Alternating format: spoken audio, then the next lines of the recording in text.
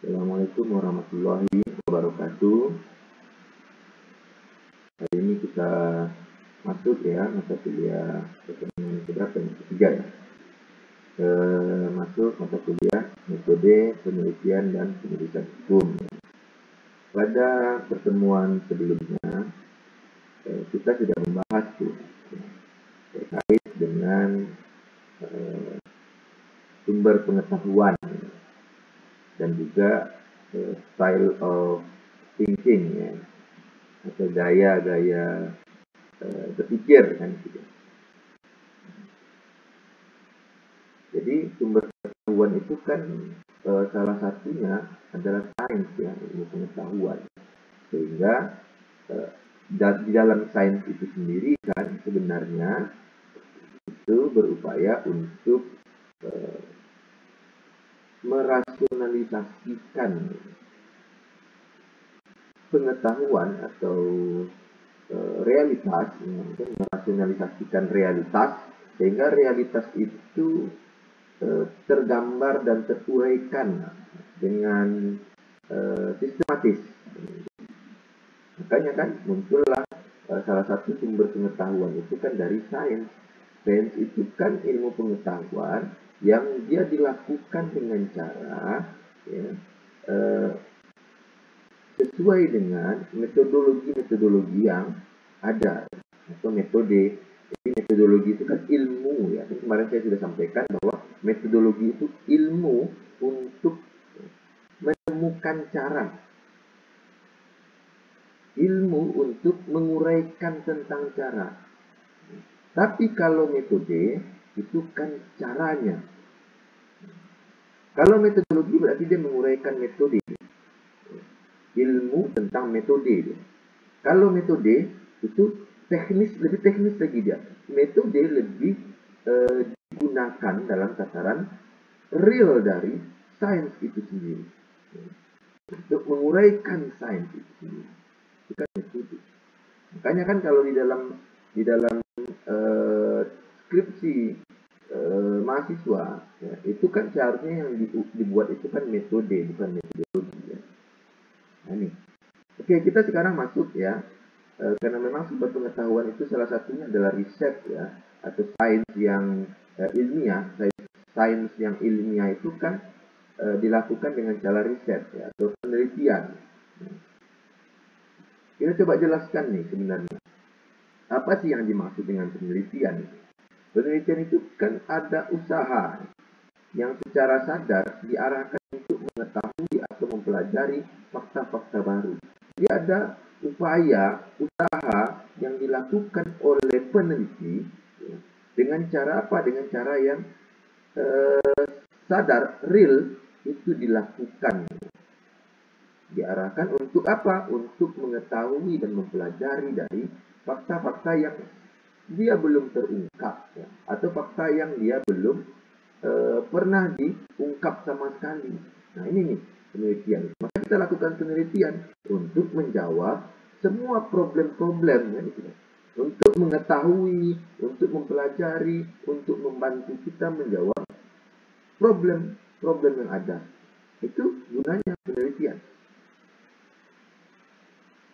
Kemudian di lain sisi kan penelitian itu atau riset itu ya, itu bagian dari kita ya, supaya karena kan manusia ini rasa keingintahuannya tinggi ya.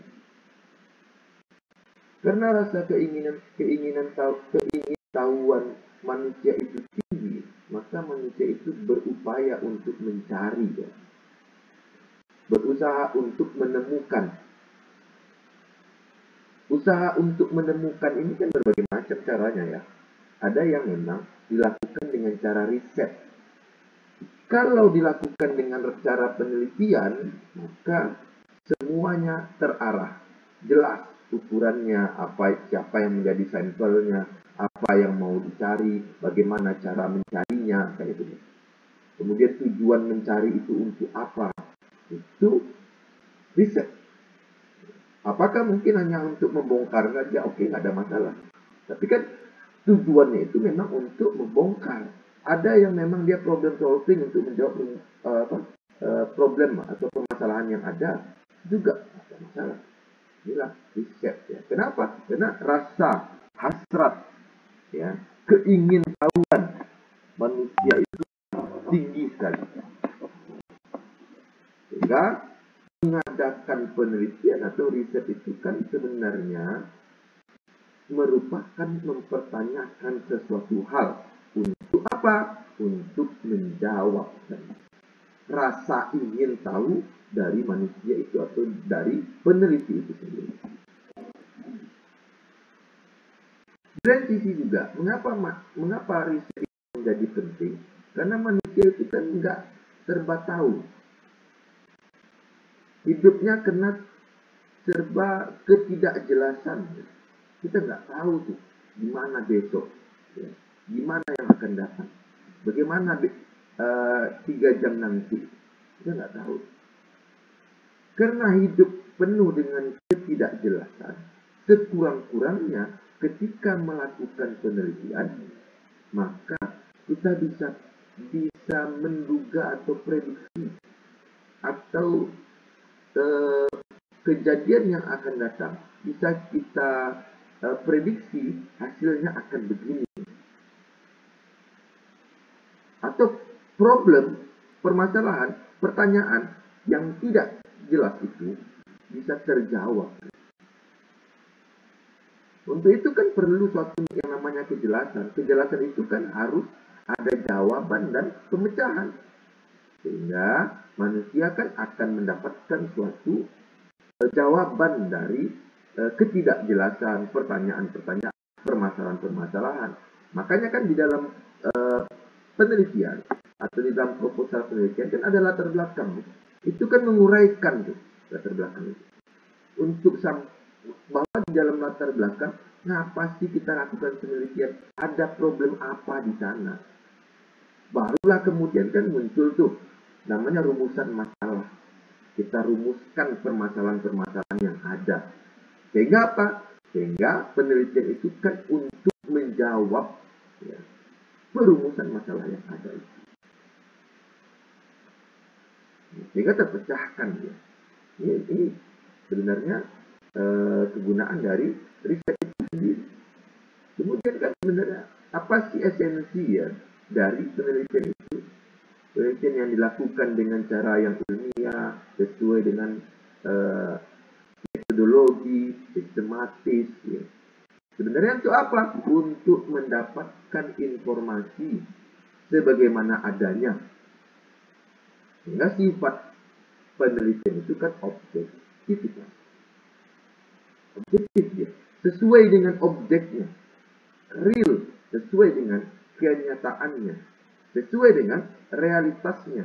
Makanya kan di sini dikatakan bahwa mendapatkan data atau informasi sebagaimana adanya, sesuai dengan yang ada, nggak direkayasa, tidak diduga-duga,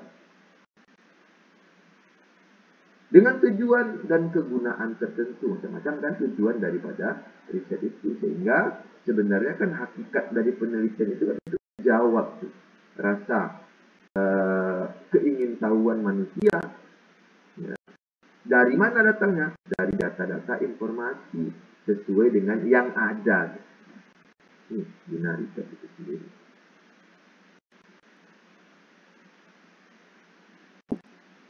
Ada memang prinsip-prinsip secara keseluruhan terkait dengan penelitian itu sendiri. Yang pertama kan perlu suatu rancangan untuk mengarahkan pemecahan masalah sehingga dapat memecahkan masalah. Karena memang prinsipnya kan riset itu atau penelitian itu kan memecahkan masalah. Kenapa? Karena Anda sudah sebutkan tuh, ini loh rumusan masalahnya, ini loh pertanyaan-pertanyaannya, ini loh problem-problemnya yang dimuat dalam bentuk pertanyaan. Maka kan itu yang dipecahkan, itu yang kemudian diselesaikan, itu yang kemudian dideskriptifkan, itu yang kemudian dielaborasi berdasarkan ya, data-data, teori-teori.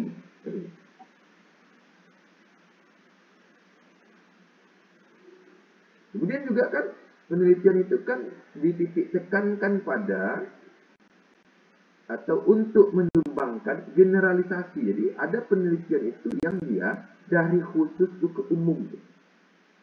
Ada juga kan dari umum ke khusus. Ini kan dia juga menguraikan ya, karena di dalam penelitian itu kan pada prinsipnya harus ada teori-teori. Kenapa teori itu kan digunakan untuk pisau bedah? Kalau Anda ya datang ke rumah sakit, dokter melakukan bedah, itu dokter nggak bisa apa-apa tanpa teorinya, tanpa perspektifnya, tanpa alatnya. Alat apa? Pisau, di bedahnya tuh. Kemudian di kacaunya tuh ya, di dibedah, kemudian dibuka, baru terlihat dia, tergambar dia, kemudian terselesaikan dia masalahnya. Kan itu sebenarnya teori. Jadi ada problem, kemudian ada teori. Teori ini digunakan untuk membedah masalah tuh, dibuka jadi ya, dipotong kan, dipotong, terbuka dia. Ketika problemnya terbuka, kemudian kan terurai dia tuh. Oh, di mana titik masalahnya? Karena ada teori. Sehingga terlihat tuh gambarannya. Maka setelah itu kan terselesaikan dia, terjawab dia masalahnya. Itu gunanya teori. Sehingga kan mempunyai, pada prinsipnya kan penelitian itu mempunyai nilai-nilai deskripsi dan prediksi. Bisa menjawab ya hal-hal yang ada ke depan. Kemudian berangkat dari suatu masalah atau objek yang diteliti. Jadi kan penelitian itu pada prinsipnya kan berangkat dari suatu problem, atau ada problemnya, atau ada objeknya ya, yang diteliti atau dilakukan observasi. Ya, kita riset, dilakukan pengolahan, dilihat gerakan-gerakannya, dipantau gerakan-gerakannya, kemudian setelah dipantau diambil datanya, kan gitu. Dilihat prakteknya sehari-hari ya. Oh, hari ini pertumbuhannya begini, hari besok pertumbuhannya begini, hari ini besok pertumbuhan begini. Sama juga misalnya kan ketika Anda lihat, misalnya Anda melakukan penelitian tuh di lampu merah. Lihat tuh hari ini berapa yang melanggar berapa yang melanggar lalu lintas, misalnya marka lalu lintas misalnya. Anda lihat tuh. Hari ini misalnya kan ada 20, oh besok rupa meningkat, ada apa nih? Kan problem. Undang-undang lalu lintasnya ada, tapi kenapa kok masyarakatnya juga melanggar lalu lintas? Inilah kemudian prinsip dari penelitian. Kemudian untuk apa sih penelitian itu? Ya, tujuannya apa? Yang pertama tujuannya penemuan ya, untuk menemukan ya. Banyak hal yang sebelumnya tidak ditemukan, kemudian dia ditemukan, laptop ditemukan. Karena apa? Karena proses penelitian, riset. Handphone ditemukan dari hasil uji coba terus menerus. Lampu, ya, seperti yang dikatakan, Thomas Alva Edison mencoba 999 kali kan tentang lampu itu, sehingga dia baru kemudian hidup. Kenapa? Karena untuk menemukan tuh. Sampai hari ini juga kan banyak hal-hal yang ditemukan. Termasuk juga teori-teori. Itu juga dari hasil riset. Kemudian ditemukan dia sama si penelitinya. Jadi mungkin saja Anda nanti ketika melakukan penelitian, kemudian menemukan teori, mungkin saja di S1, S2, ataupun S3, atau penelitian lainnya, menemukan teori-teori. Kemudian juga tujuan penelitian selain penemuan juga untuk pembuktian, membuktikan sesuatu hal atau variabel itu, atau objek itu, atau rumusan masalah, atau problem itu benar atau salah. Kan itu deh. Kita buktikan. Kenapa? Karena awalnya kita ragu-ragu nih, ini benar atau salah ya. Ini benar atau salah ya. Makanya kan kita buktikan. Oh, setelah dilakukan penelitian rupanya memang ini hasilnya. Sehingga kita nggak ragu lagi kan terhadap pengetahuan atau informasi. Selain itu juga penelitian itu digunakan untuk pengembangan tuh. Tadi kan penemuan. Kalau penemuan itu kan dari hal yang kita nggak lihat, nggak tahu sama sekali. Laptop ini kan nggak tahu. Handphone juga sekarang saja kan. Kemudian penelitian itu juga dilakukan untuk pengembangan. Misalnya handphone, oh dikembangkan nih. Sebelumnya kamera belakangnya masih satu, sekarang sudah 3 kan. 2, 3, itu nggak tahu, jangan-jangan di belakang handphone itu kamera semua kan. Nggak tahu ya, kita kan nggak tahu tuh. Kenapa? Ini proses dari pengembangan, memperdalam dan memperluas pengetahuan yang sudah ada. Teori juga begitu kan, dikembangkan sehingga memunculkan teori baru. Memunculkan sehingga terjadi pengembangan atau pemahaman atau interpretasi atau definisi baru terkait dengan teori itu sendiri. Makanya kan tujuan utama dari penelitian itu kan penemuan, pembuktian dan pengembangan itu sendiri. Ini kan menjadi penting nih di dalam penelitian itu. Kemudian kegunaannya untuk apa? Tadi tujuannya sudah. Sekarang kegunaannya. Yang pertama untuk apa? Untuk memahami masalah. Ada rumusan masalah nih. Ya. Ada problem. Pertama, penelitian itu digunakan untuk apa? Untuk supaya Anda paham terhadap masalah itu. Sehingga dia nanti kan terdeskripsikan tuh. Oh, Anda, oh masalahnya begini loh. Oh ini karena peraturan perundang-undangannya begini. Oh, Anda bicara misalnya tentang hak-hak pekerja nih.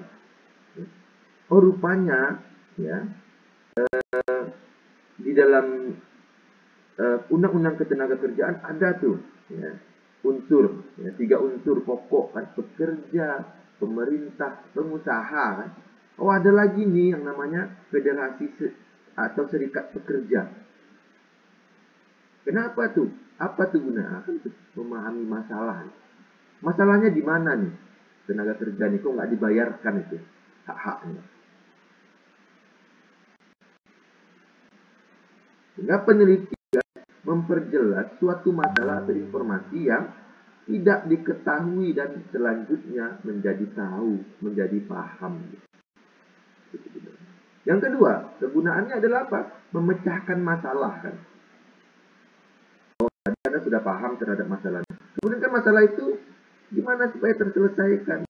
Ya, dia bisa membantu ya problem itu terpecahkan. Ya, peneliti minimal meminimalkan masalah tidak-tidaknya. Kenapa? Karena kalau masalah problem itu sudah terjawab, ya kan nggak jadi masalah lagi kan. Itu kan bisa menghilangkan masalah. Kenapa? Karena dia sudah terpecahkan, sudah ada jawabannya. Kemudian kegunaan yang selanjutnya yang ketiga adalah mengantisipasi masalah. Jadi penelitian itu kan misalnya nih, oh tsunami akan terjadi itu di tahun 2025 misalnya. Hari ini kita sudah lakukan tuh apa nih penguraian supaya tidak terjadi tsunami itu dan mengakibatkan banyak manusia, banyak korban. Hari ini kita selesaikan tuh, oh pemecah ombak misalnya dibuat. Kemudian masyarakat supaya tidak tinggal tuh di daerah mungkin 10 km atau 20 km dari radius pantai misalnya. Itu kan dengan cara apa? Dengan cara melakukan riset. Oh berapa sih ketika tsunami terjadi, berapa panjangnya, sampai berapa meter, berapa kilo nih menerjang ombaknya itu menerjang itu dengan kecepatan yang tinggi sehingga menghancurkan. Dilakukan penelitian untuk itu sehingga dia bisa mengantisipasi masalah, termasuk juga dalam konteks hukum ya. Kenapa sih angka kejahatan itu tinggi? Oh karena mungkin mentalitas ya, atau karena hukum itu nggak menimbulkan rasa takut, maka diberikan rasa takut supaya orang tidak melakukan kesalahan, berikan hukuman. Nah, ini kan gunanya untuk apa? Tapi dilakukan dengan riset. Kenapa 3 tahun? Kenapa 6 tahun penjara? Kenapa 8 tahun? Itu kan dari penelitian. Supaya apa? supaya peneliti mengupayakan agar masalah itu kan nggak terjadi atau meminimalisir kan masalah ya.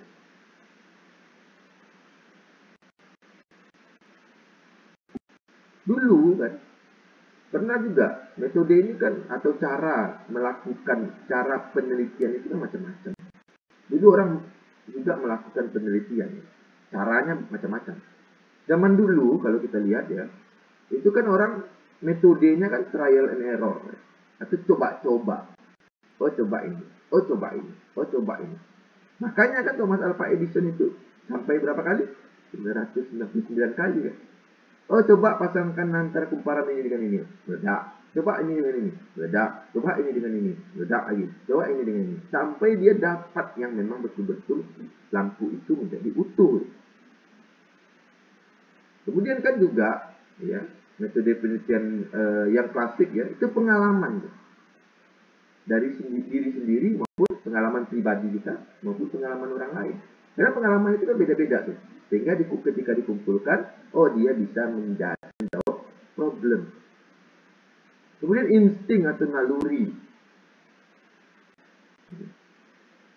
Karena memang ini kan juga perkembangannya lambat ya. Jadi kan coba-coba, pengalaman, naluri, itu kan membuat riset itu menjadi lambat. Tapi nggak apa-apa, itu kan sudah masuk ke dalam model atau metode atau cara untuk melakukan penelitian. Kalau itu lambat, pengalaman itu kan lambat untuk mengumpulkan. Sekarang di zaman modern ini kan coba lagi tuh orang mengembangkan metode penelitian. Ini kan metodologi ya, proses pengembangan metode. Yang pertama dilakukan coba-coba juga sama trial and error, tapi dioptimalkan. Tetap juga menggunakan pengalaman ya, pengalaman sendiri agar lebih intersubjektif ya, pengalaman orang lain dibesarkan supaya apa? Supaya problem itu terjawab kan, secara keseluruhan. Kemudian muncul juga itu spekulasi, muncul juga metode ilmiah atau scientific approach atau pendekatan ilmiah. Ya, metode ilmiah inilah atau scientific approach inilah yang kemudian perkembangannya kan sampai hari ini ya tetap terjaga. Makanya penelitian di zaman modern itu perkembangan risetnya menjadi cepat. Kita kan nggak duga-duga, oh mobil bisa begini, oh kendaraan dulu mungkin masih manual semuanya, sekarang sudah otomatis. Besok jangan-jangan face otomatis ya. Nggak perlu apa-apa, Anda cukup bilang saja duduk di dalam tuh. Nah, tolong sampaikan saya ke suatu tempat ini. Oke katanya, langsung jalan mobilnya. Tanpa ada setir, tanpa ada apa-apa, ada tinggal manis saja. Safety readingnya sangat luar biasa mungkin. Perkembangannya sangat cepat. Handphone juga luar biasa. Dulu handphonenya berat, sekarang sudah ringan. Dulu cuma monokrom, sekarang sudah wah luar biasa warnanya, fotonya, kameranya, rekamnya. Kalau dulu kan terpisah semua, sekarang di dalam satu smartphone bisa semuanya. Perkembangan cepat. Kenapa? Karena adanya metode ilmiah atau scientific approach. Ya. Makanya kan kemudian kita sering jumpai bahwa sebenarnya kan di dalam penelitian itu ada argumen-argumennya ya. Pertama kan deduction ya, atau deduksi kan. Deduktif kan. Deduktif itu kan gimana caranya? Ini kan untuk menarik sebuah kesimpulan, ada dua model, ada deduksi, ada induksi. Kalau deduksi kan penarikan kesimpulan yang dianggap konklusif.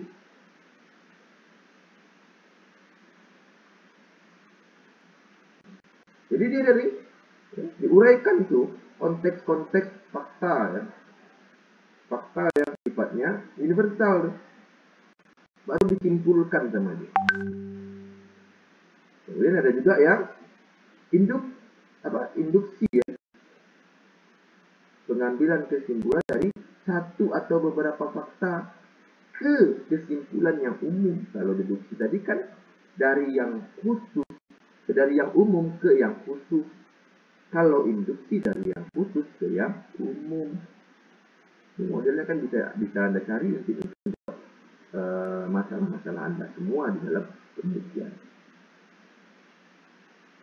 Kemudian kita masuk nih klasifikasi penelitian, ya. Ada exploratory study, ditujukan untuk mengembangkan hipotesa atau mengidentifikasi misalnya.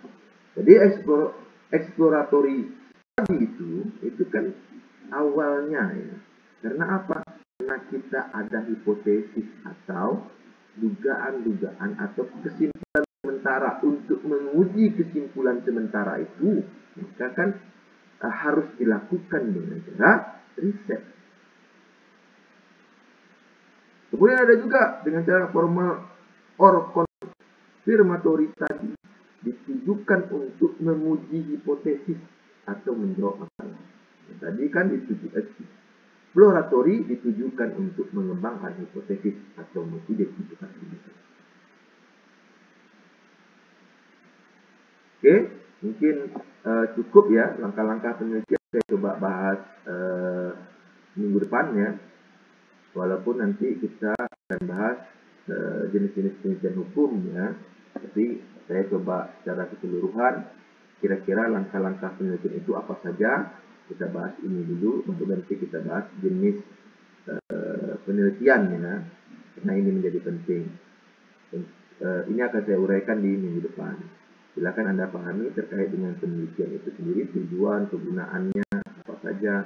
Sehingga nanti ketika Anda menulis skripsi, ya, Anda paham bagaimana, untuk apa Anda lakukan. Kan itu ditanya juga di dalam, atau dituliskan juga di dalam proposalnya kan. Tujuannya apa, kegunaannya apa. Ini. Oke, mungkin cukup. Assalamualaikum warahmatullahi wabarakatuh.